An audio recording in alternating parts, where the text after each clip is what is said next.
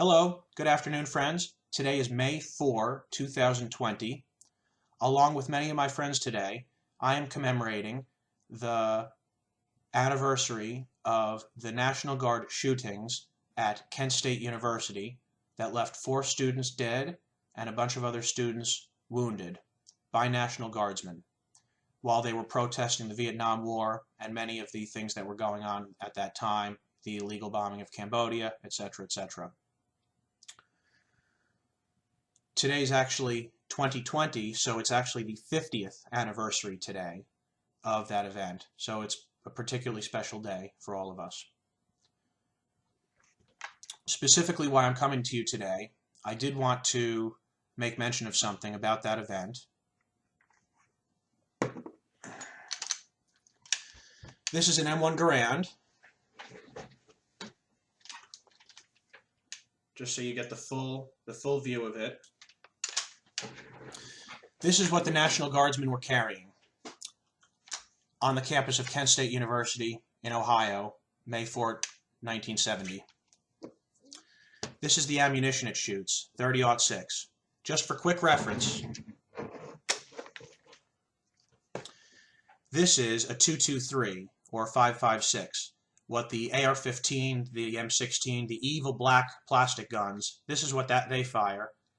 This is what the National Guardsmen were firing, right? This is very deadly, very lethal, but this is certainly very deadly, very lethal. So you had National Guardsmen with rifles that had been used to kill Nazis and Germans and Japanese and actual enemy combatants in war.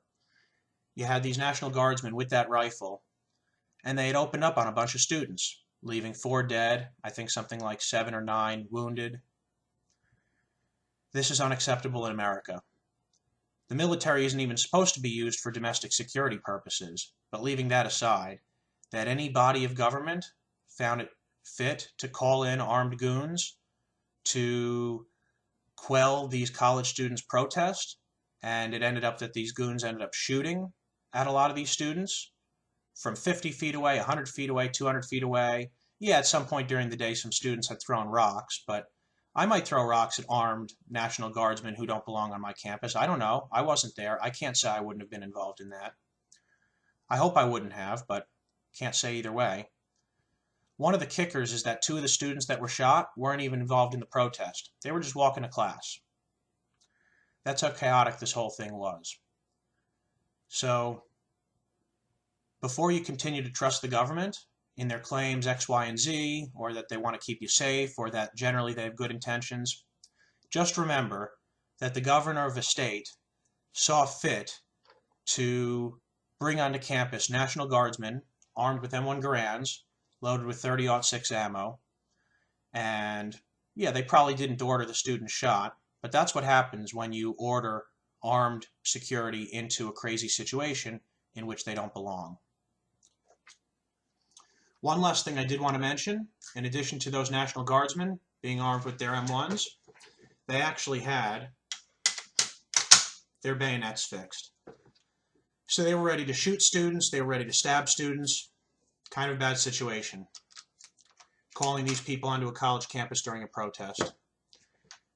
So please, please, stop trusting the government. Thank you.